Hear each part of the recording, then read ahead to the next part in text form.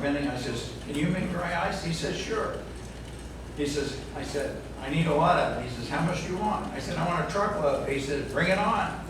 So we kept driving trucks over there and filling them up with dry ice, bringing them down. I got every maintenance man in the park lined up on the stairway, the outside stairway. And we bucket brigade dry ice all in the candy room until it was about, I don't know, 8 inches deep of dry ice. So, and then we got the temperature to come down. It was like 68 when we left it, when we filled it up. So I felt good about that. So when third shift supervisor came on, I drug him up there, showed him, I said, substation, they promised me they'll be back together by 2 o'clock, and I think this will be good. Okay. So we walked in, and he looked around. The room was almost as big as this room, not quite. It was a big room. It was racks and candy everywhere. So anyway, it was not as deep, about half as deep, I guess. So anyway, we got in there about 20 feet. I looked at him and he looked at me, and we hit the deck. All the dry ice had displaced all the oxygen. So we had to swim out through the dry ice. All of us swam out through the dry ice in order to get out of the room because the dry ice had melted and brought the oxygen level down to about a foot off the lake. So anyway, we put some warnings out, and I went home. I was tired.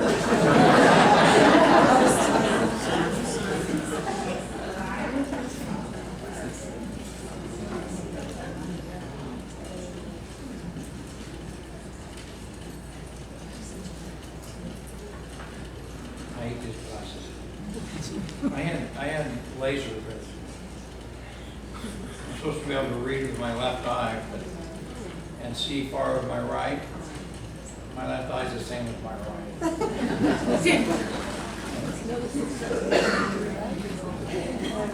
Okay, I was safety chairman for 3 years, and during that time I had to have 2 safety meetings every year. One for day shift, about 200 guys, and one for second and third, another 200 guys. So we brought them in for about an hour and a half and gave them a safety spiel and lecture. And nobody showed up. The first year I guess just you know, it was pitiful that everybody either went home or they didn't want to hear stuff about safety. So anyway, I called Sony. Sony furnished all of our TV sets in the park and the hotel. And they had a pretty big business, actually, for Disney. So I called them and I says, I need some XBRs, picture-in-a-picture, at least 32 inches. I need 6 of them. So I said, on second thought, I need 12, 6 for each meeting. So I said, I need the best price I can get. They came back with a little over $300 each. He said, sold, give me 12 of them. So anyway, I advertised. We're giving away tools, we're giving away color TV sets, we're giving away schooling. Some of the guys wanted some schooling, so I threw in some schooling. So anyway, we packed the house. We just had it. And everything went really smooth, except before the second shift meeting, I stopped at P. Soup Anderson's on the way home. My mother lived in Lodi, so I stopped on the way back. And that's something you don't want to do. All you can eat P. Soup. It just tears you up the next day. I was up and down all day. But the TV sets work. They really do. Okay, we opened California Adventure. There was a 100-foot screen in front of the park to keep everybody from seeing what we were doing in front of the entrance. And it was 8 foot high, 100 feet long, and it was held down with sand, 1,000 sandbags. So one day, Nutsy, he was our film guy that did filming, advertising, and things like that in the park. He says, the vice president said we got to tear down that. It's freaking 5 o'clock on Friday, you know. Everything happens at 5 o'clock. So anyway, I said, I only have like 15 guys in. I'm not going to tear down that 100-foot wall. And he says, my vice president says you are. I said, well, I'm not. So anyway, I get a call from his vice president, and I have the same authority he does as long as I'm working. So I said, no, I'm not doing it. I don't have the crew. So he calls my boss. Of course, my boss calls me. Of course, I always lose all these battles. But anyway, he said, I'll help you with custodial. We'll get custodial out here. They got about 40 guys in. So as long as custodial helped, I said, okay. So we tore it out, and we got done. They got done filming at about 11 o'clock. I said, okay, you can put it back out. And that time I had a ha. You're going to have to find somebody else to put it out. I'm out of here. So anyway, it never did go back up, but it tore it out. We left it off. So we opened California Adventure, Screaming, the roller coaster I helped check out because I was good with coasters and ride control stuff. So that was a lot of fun. It's a Bug's Life. We have It's a Bug's Life here. I think we have the stink bug that waddles out on the stage. So anyway, we had It's a Bug's Life at California Adventure. And they only gave us just a little stink, so it only lasted us a month, maybe even not that long. So I called Florida and said, I need stink, we got to shut the ride down. So they said, okay, we'll put it on a domestic air flight. It'll be there at 6 o'clock. I said, great. So Disney gave me a little shimmy tracker to run around in the park with. So I grabbed the supervisor and gave him my keys and said, go to the airport, John Wayne or whatever they called it, and get the stink. So he did. And he opened the package, opened it out of some kind of a jar. And he, okay, it's here, you know. So put it back together, put it in the seat next to him. Well, coming back on the 5, of course, Salvador Travis, it dumped in the seat. So dumped in front of the seat. So anyway, once it got in front of the seat, he just left it there. You know, since it was, hello. Where did you go? Okay. So anyway, it hit the floor, and the supervisor just don't know which one it was. But anyway, he just left it there. And when we got to the ride, he says, John, I spilled some of the stink in the floorboard of the tracker. I'm going to have it cleaned. I says, okay, have it cleaned. So the custodial got out there and cleaned it, and cleaned it, and cleaned it, cleaned it, and cleaned it. But it's still, you had to drive it with the windows down. So, and that was the stink. Years later, came into the park as a contractor.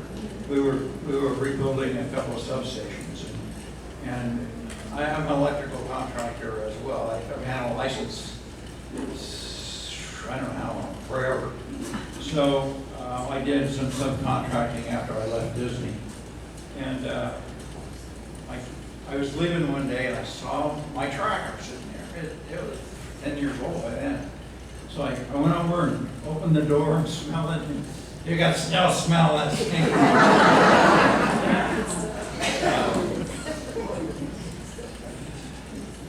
So much for it's a Bugs Life.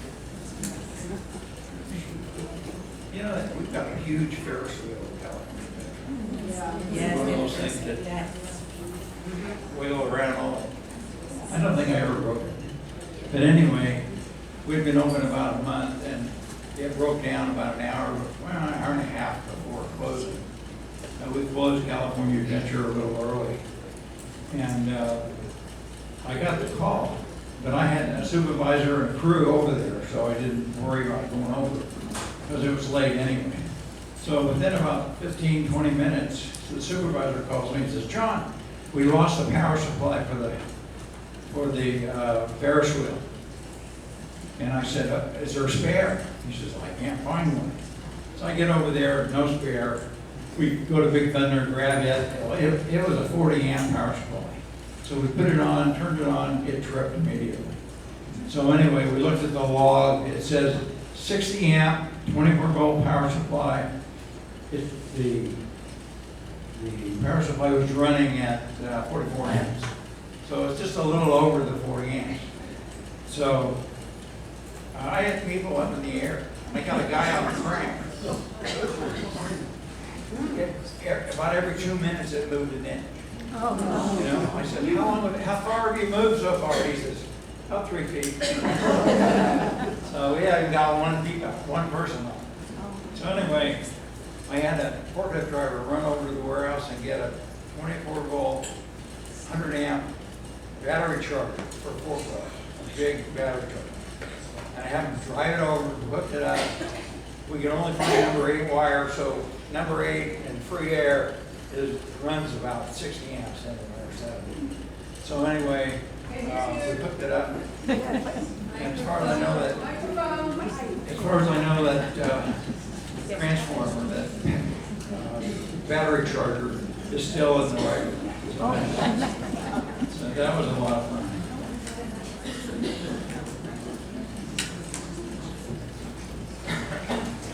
Pat and I had a 35th anniversary. We've been married, how long? 61? How long? Okay. I gotta ask her.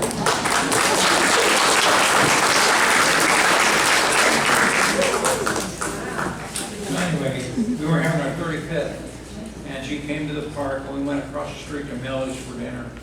And I went over there once in a while, as long as I was covered. And we just sat down, just got our meals. And I get a call on the radio, John, we just dumped 16 people in the river. So I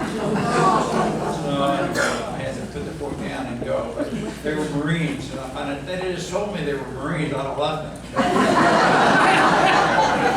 But they all came out okay. Nobody drowned, unfortunately. That was our 35th anniversary. Some of the roundtable discussions we had was moving the high voltage lines in the parking lot around the edge of the park or through the park. Well, I was the only one out of all those people that voted to bury it, because I thought moving it around the park is going to give us problems forever. So I lost that one. AC drives for the monorails. I've wanted AC drives ever since I got there, but everybody wanted to keep the DC drive. By the time you change it in the 80s or in the 2000s, it's going to cost you $1 million. It'll cost them $2 million. But anyway, they wouldn't give us AC drives for anything. So and I wanted to put AC drives to Peter Pan, you know, so it'd make you feel like flight. Do we have a Peter Pan here? Yeah. Yes. Okay. So we wanted to put AC drives on the turns, so it'd slow it down and speed it up and give you that little belly tickle every once in a while, you know. And no. So anyway, 1 year for rehab, I tried to get somebody to rebuild the island because it had been, I don't know, 5 or 6 years since anybody had touched it. It was dirty, nasty. The lake was all crunched up and from guys walking on it. So nobody would take responsibility of cleaning it off and scrubbing it. Nobody, even custodial would do it. So Pat and I came in one night dressed up like contractors. And we took all the vegetation off, we scrubbed it with soap and water. We called in the black light painters. The next night we came in and we put all the vegetation back. I had a new lake put in, and the thing was really, really great. I had a 1,000-watt porch light right over the top of it just to make it pop, a little more pop than normal. So I got all kinds of compliments on that one. And that's the same year I changed the rehab sign. I hated the rehab sign, so I put Wendy and the boys with suitcases flying over Neverland, saying, we're on vacation. I came back Saturday and we were going to open again. And that went over really big too. Didn't give me any more money for that.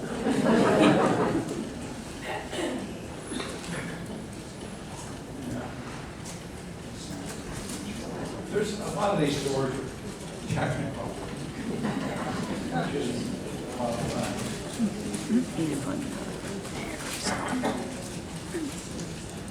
When we opened California Adventure, I met Dick Van Dyke. He was one of the guys that I met.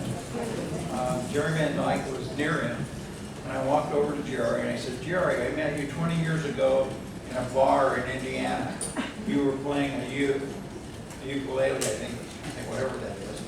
You were playing something, and we had some drinks together and sat and talked about Disney and so forth, but he didn't remember. But he passed on. I opened Toontown. I met a lot of stars. Carl Mullen. Everybody know Carl Mullen? Well, that's good. The last group I talked to, nobody knew. Carl, of course, he was retired. He had a lifetime pass for Disney. He sat in the Small World Mall, the little mall that people go in and out to get to Small World, right before they go to Toontown. So anyway, he would sit there and just people watch. And I'd see him sitting over there, so I'd run over and sit down and talk to him.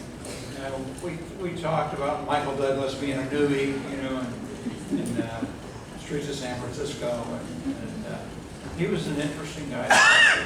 He did have a big nose. I didn't feel bad. Yeah. Good old Carl. I met Jimmy Carter one day. When we had vacations, we had to work days or work third, whenever, to cover for the other guy's vacation. So I was covering day shift vacation, and I went in and walked through Small World Gate. And there were two guys in suits sitting there, dark sunglasses, and they looked at me and said, "You can't go in here." I'm the duty manager of the park. What do you mean I can't go in? You know, so I said, "Yeah, right," and I pushed past them. So there were actually three guys there, and I left one guy there, and two of them started following me. So I turned around and looked, and they were about 50 feet behind me, so I figured they couldn't shoot me anyway. But 50 feet is kind of hard to hit him. So anyway, I went to do work. So as I was walking around the Matterhorn, here come my boss, jogging with Jimmy Carter. And my boss said, "Oh, that's John, he's our duty manager." So I waved, and Carter waved, "Hi, John," and he waved the two goons off. I didn't get shot. That was a good thing. No, shit. I don't know if they had guns in the park or not. That was the way.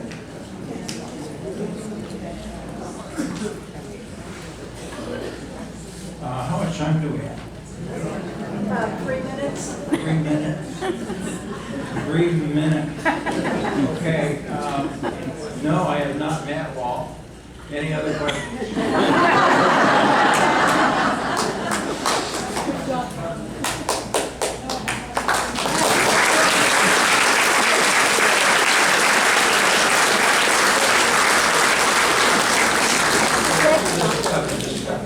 Betsy, do you have a question?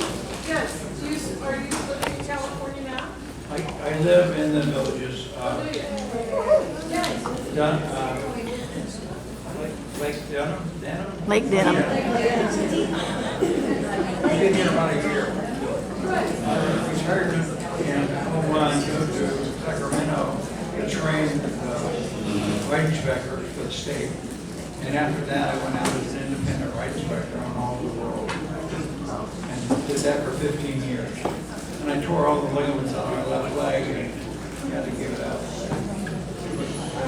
I'm 75, it's time to get. How did you hear about the building? How did you find out about the building? We all knew you were here.